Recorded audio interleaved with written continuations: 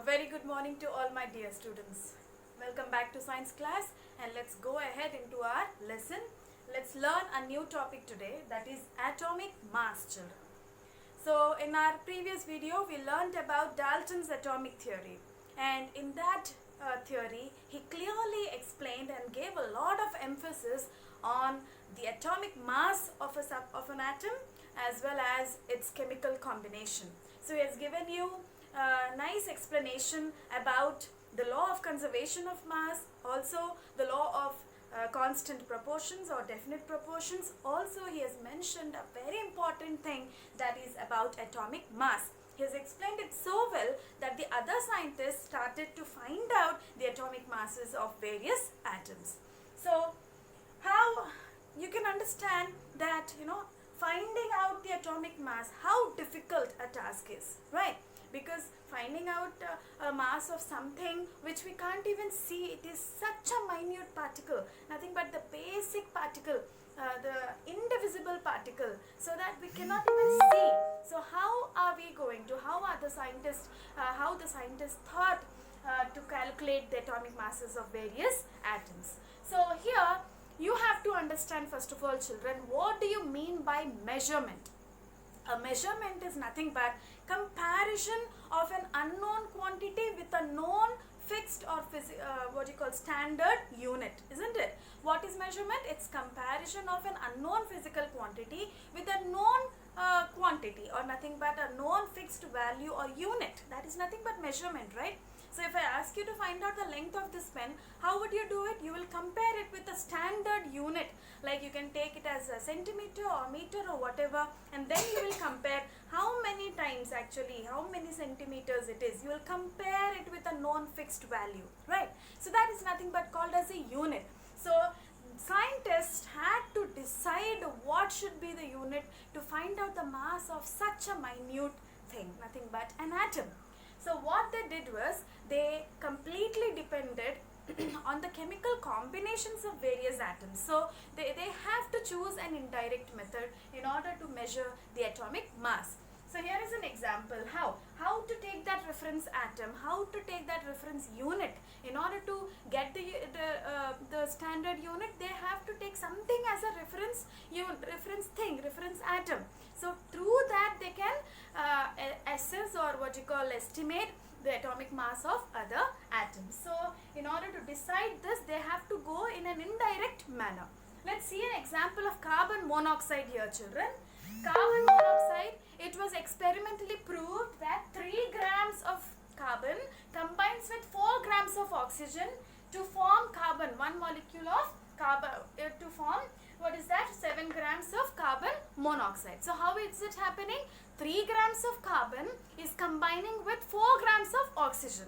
Now you can easily find out 1 gram of carbon can combine with how many grams of oxygen. So we can compare this. So you can understand that 1 gram, it combine, you cross multiply, and you will get, it is 4 by 3 grams of oxygen, right? So now if you take, remember, very important here, children, the scientists tried to know the atomic masses by using an indirect method, that is through the way of chemical combination. They take one particular element or an atom, and they see with how many different atoms or elements it is combining, and then they see. In that way, they try to assess the atomic mass of different things. Here in this example, you can see that 1 gram of carbon is combining with 4 third, or nothing but 4 by 3 grams of oxygen. 4 by 3 means it's nothing but 1.33 units of grams of oxygen here.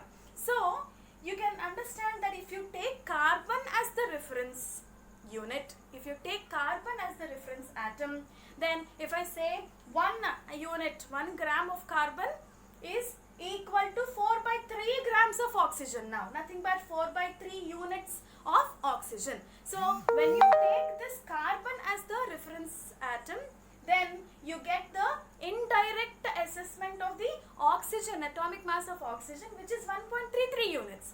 Did you understand this? If you take 1 gram of carbon as 1 unit, then what is the atomic mass of oxygen here? It is 1.33 units. So when compared to carbon, you get the atomic mass of oxygen. In that manner, the scientists now tried to know the atomic mass. It's called as, that's why it is called as relative atomic mass. We can't find out the exact atomic mass of different atoms, but we can just find out in comparison with the other atoms. Got it, children?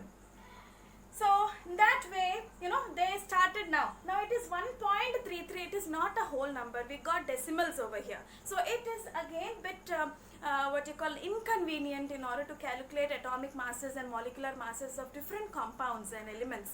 So that's why they started looking for that atom which gives most of the atomic masses of most of the elements in whole numbers. This is decimal. So it is little inconvenient. So this has happened when you have taken carbon, 1 gram of carbon as the reference atom. If you search for some other atom where you get atomic mass mostly in the form of whole numbers, then the scientists started to search in that way. Then they found out later that oxygen atom, they chose this oxygen atom as a reference atom because it is like very reactive and it combines with many elements, so that you can get the relative atomic masses. As I told you that the reference atom should combine with other elements such that you will know with how much amount of other element it is combining. Are you getting, children? See here, once again I am repeating. This carbon is combining with oxygen. 1 gram of carbon is combining with 4/3 grams of oxygen here. So indirectly you are knowing the atomic masses of carbon and oxygen here. But it is in terms of decimals. So we don't want the terms in decimals over here because of inconvenience that it leads to. So for that reason you have to choose not carbon, not 1 gram of carbon, but maybe some other atom or some other element which gives this answer in terms of whole numbers. So they started searching and they found out after tedious work, and later on they came to a conclusion. They thought that oxygen was better than other atoms because it is able to combine with many elements. Also it is giving whole numbers, the atomic masses of different elements in whole numbers. So it is very convenient, they thought. But later on again they thought that carbon 12 isotope, they have chosen carbon 12 isotope to be more efficient, to be more a good choice, a better choice as a reference atom for calculation of atomic masses, and that too not 1 gram or anything. It is 1/12 of the mass of C12 atom. It is not one C12 atom that they are considering, but in turn what have they done? They have reduced the amount, or one carbon atom is made into 12 parts, and one such part, 1/12 of that carbon atom is taken as a reference unit now. So we got a standard unit now. So how to measure now? Is it easy to measure other atomic masses of other elements now? It's comparatively easier. So this was, even carbon is very reactive, and it also combines with many elements, and we get whole numbers, atomic masses in terms of whole numbers when we use this as a reference atom. So now at present we are using this only, 1/12 of the mass of the C12 isotope of the carbon. C12 isotopes, actually carbon exists in two isotopic forms, C12 and C14. C12 is the atom that is chosen as a reference atom for calculating the atomic masses of other elements. Okay. One very good example is given in your textbook, children. Imagine one C12 atom as one big watermelon. Okay. Imagine one C12 atom, the mass or nothing but one C12 atom is considered as one big watermelon. Now just divide it into 12 pieces. Make it into 12 pieces. You get 12 watermelon pieces. Okay. Okay. So what did you get? You have done one carbon atom. We have divided into 12 parts. Now each part is nothing but 1/12 only, no? 1/12 of the carbon atom only, no? It is 1/12 part of the whole watermelon, right? So now this one part is now used in order to measure the atomic masses of other elements. Simply just imagine a vegetable vendor or a fruit vendor. He doesn't have a standard unit to measure mass or weight of different fruits. He doesn't have any weighing stones like cages or anything. So what does he do? He knows that this is 1/12 of this, for example, this one small piece is nothing but 100 grams or so. He knows it. So instead of using the weighing stone, he can use this piece to measure the weights of other atoms, vegetables or fruits, right? So in one pan he would keep this piece, and in other pan he would weigh. So he knows now, he can use this as a reference unit. Nothing but he doesn't have a standard unit, but now he can weigh other fruits in terms or nothing but relative to this piece of watermelon. Did you understand? In the similar manner, scientists have used this piece, nothing but 1/12 of the whole carbon atom, to measure the weights of different atoms here. Now listen very carefully. This is more important. Listen here. Now, hydrogen, they found out later that hydrogen atomic mass is 1 unit. 1 unit. That means if you put, okay.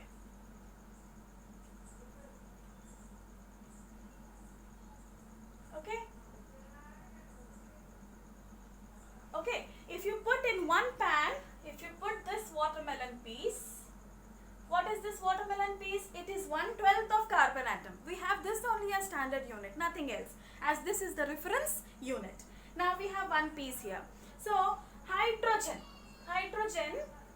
if it is hydrogen, if you keep one piece here, it is balanced. That means now we can know that the mass of hydrogen, one atom of hydrogen, is equal to one piece of watermelon. That means it is equal to 1/12 of carbon atom. That is why it is given as 1 here. Got it? Now let's see another example. It will be more clearer to you. Now carbon. So in order to put carbon here, how many pieces should I keep here? Carbon, we know that it is full watermelon. Into how many parts we divided this watermelon? 12 parts. So we have to keep here 12 such pieces in order to make it equal to 1 atom of carbon.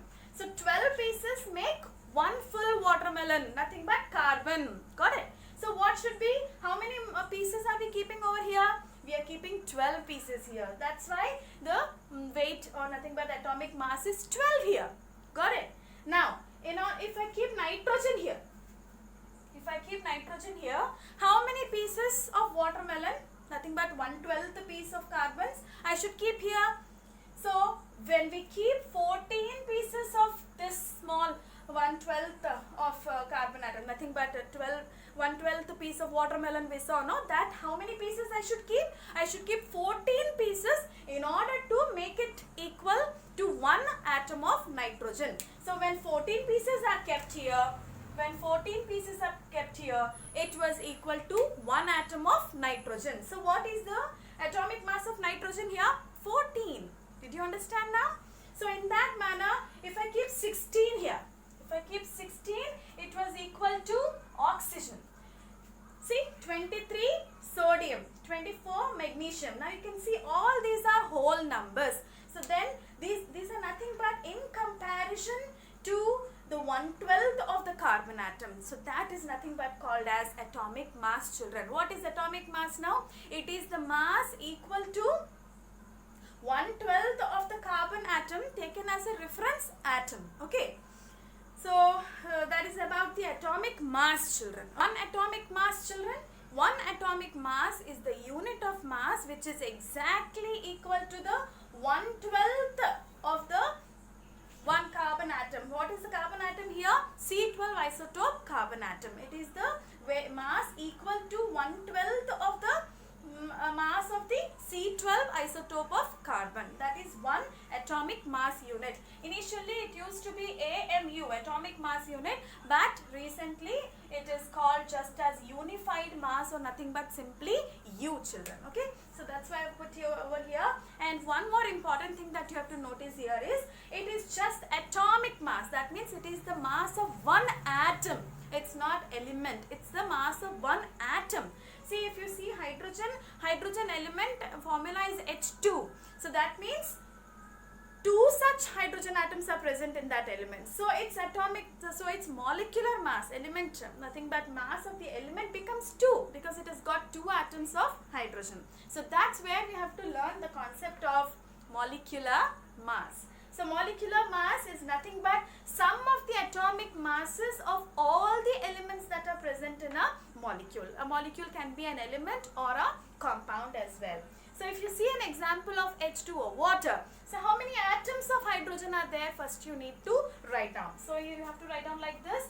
H into how many? 2 plus how many atoms of hydrogen are there plus how many atoms of oxygen are there? O into 1 or nothing but simply O. So H into 2. What is the atomic mass of H? Hydrogen 1 into 2 plus what is the atomic mass of oxygen? 16. So it is 2 plus 16 which is 18. Now tell me, what is the molecular mass of water? It is 18, children. Okay. Now can you, what is this? What is this formula? Well, name the chemical name. What is the chemical name of this formula? Yeah, it is nitric acid. So it has HO how many ma? So into 1 plus nitrogen how many? 1 plus oxygen how many?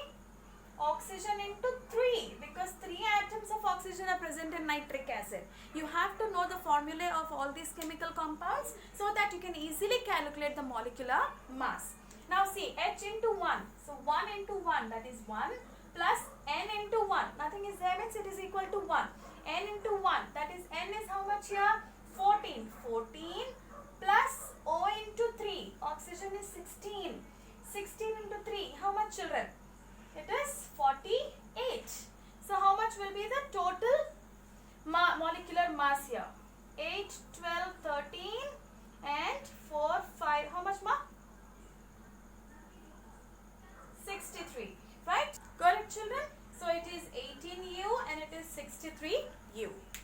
So this is about atomic mass and molecular mass. Just you have already written one table where you have noted down some common general formulae of some common acids, bases and salts also, right? Try and calculate molecular mass of all those formulae. So molecular mass and formula unit mass are almost one and the same, children. Okay, you have to calculate it in the same manner. Next, so up to here, it is the syllabus for your assessment PA2, periodic assessment 2, children. And after the assessment, I'll be dealing with mole concept. Mole concept, it's also very important. We'll stop over here. After the assessment is over, we'll start with mole concept, children. Okay? Just watch the video again and again. And if you have any doubts, please do ask me without any hesitation. Thank you.